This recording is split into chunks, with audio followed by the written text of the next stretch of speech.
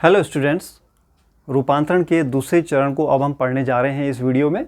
और वो दूसरा जो चरण था रूपांतरण का, वो मैंने बताया था आपको प्रारंभन या इनिशिएशन। प्रारंभन या इनिशिएशन का अर्थ है अब यहाँ से वास्तविक रूप से जो ट्रांसलेशन की अभिक्रिया है वो प्रारंभ होगी।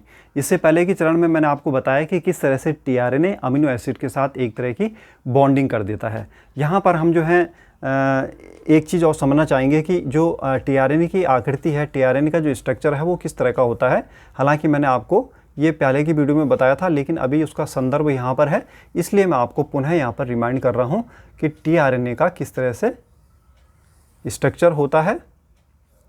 इसकी 4 भुजाएं होती हैं और हर एक भुजा का एक महत्व होता है। ये वाली जो भुजा है यहाँ पर जो है अमीनो एसिड इसके साथ जुड़ा है, और ये वाली भुजा इसकी विपरीत भुजा है। यहाँ पर इसको हम कहते हैं एंटीकोडॉन आर्म है। इसमें जो है इस एंटीकोडॉन आर्म में, इस एंटीकोडॉन भुजा में जो एमआरएनए है, एमआरएनए के विपरीत क्षार लगे हुए होते हैं। सपोज जो है यहाँ पर ये एमआरएनए है और एमआरएनए में यहाँ पर 3 जो क्षार हैं वो हैं AUG। तो उसका उल्टा क्षार यहाँ पर लगा हुआ, उसका पूरक क्षार जो है टीआरएनए के एंटीकोडॉन भुजा पर लगा होगा। A का उल्टा U यूरेसिल, U का उल्टा A और G का उल्टा C, यानी यहाँ पर UAC नाम का एंटीकोड यहाँ पर स्थित होगा। तो ये आपको समझना आवश्यक है कि प्रत्येक एमआरएनए का एंटीकोड होता है टीआरएनए के पास, और टीआरएनए के पास अमीनो एसिड भी होता है जिसे वो लेके आता है। चलिए अब आगे देखते हैं प्रारंभन में क्या होता है। प्रारंभन में यहाँ पर टीआरएनए के साथ साथ एमआरएनए की आवश्यकता तो होती ही है, साथ में हमें आवश्यकता होती है राइबोसोम की। और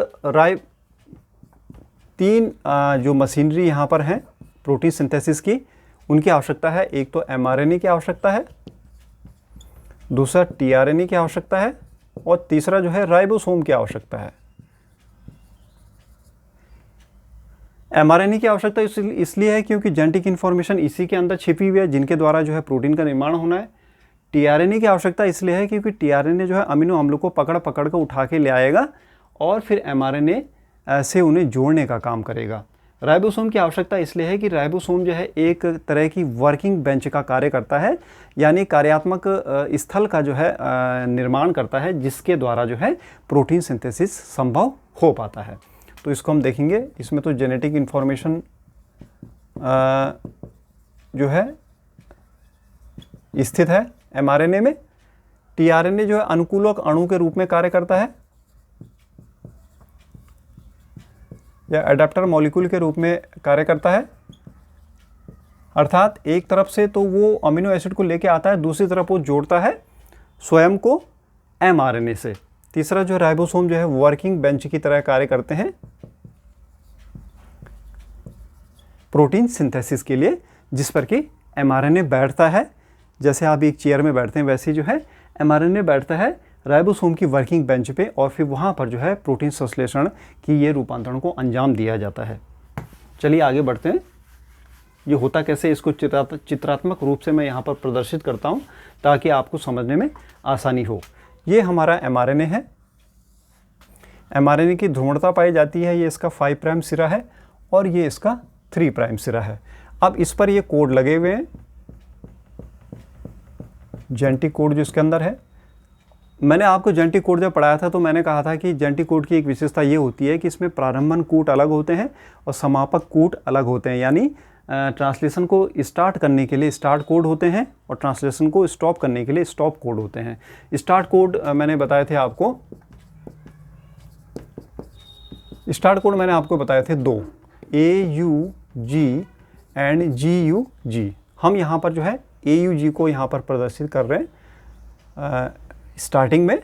इसका 5 प्राइम सिरे में AUG नाम का यहाँ पर कोड है जो कि इसको प्रारंभन करेगा।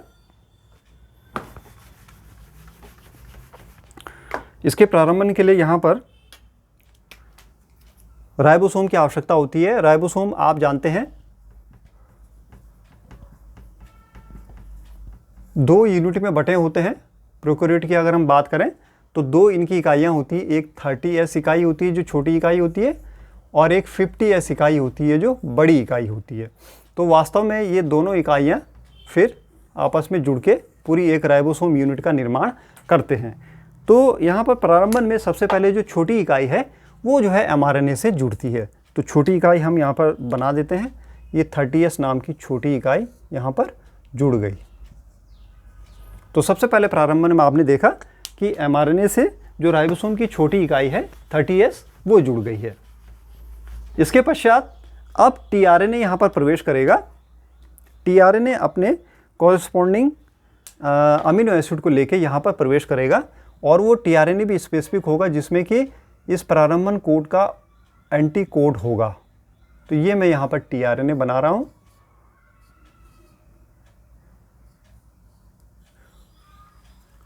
इस tRNA में जो एंटी कोड होगा वो होगा UAC और ये अमीनो एसिड जो है स्पेसिफिक होते हैं प्रत्येक कोड के लिए। AUG का जो अमीनो एसिड स्पेसिफिक है वो है मीथियोनिन। तो इस tRNA में मीथियोनिन नाम का अमीनो एसिड चिपका हुआ होगा, उसको लेके ये आया है। अब इसके पश्चात जो है इस तरह से tRNA यहाँ पर आ गया प्रोटीन संश्लेषण के स्थल पर। अब इसके बाद जो है फिर यहाँ पर जो राइबोसोम की बड़ी यूनिट है वो भी यहाँ पर प्रवेश करेगी, 50S यूनिट। 50S यूनिट भी यहाँ पर आ जाएगी। अब इसके बाद जो है प्रारंभन यहीं तक जो है चलता है, यानी यहाँ से जो है एक अमीनो एसिड आ गया है। मीथियोनिन जो है फर्स्ट अमीनो एसिड होता है जो कि AUG का जो है के कोड के सहारे जो है इसकी पहचान होती है और इस तरह से इसके जिस tRNA इसको लेके आता है उसमें उसका कॉरेस्पॉन्डिंग एंटी कोड होता है UAC नाम का। तो इस तरह से हमने देखा कि प्रारंभन कैसे होता है। अब ये प्रारंभन के बाद ये राइबोसोम की पूरी यूनिट अब आगे को बढ़ना प्रारंभ करेगी 3 प्राइम सिरे की ओर और फिर उसके बाद नेक्स्ट स्टेप आप पढ़ेंगे जिसे कहते हैं दीर्घीकरण। उसको मैं अपने नेक्स्ट वीडियो में आपको बताऊंगा। Thank you.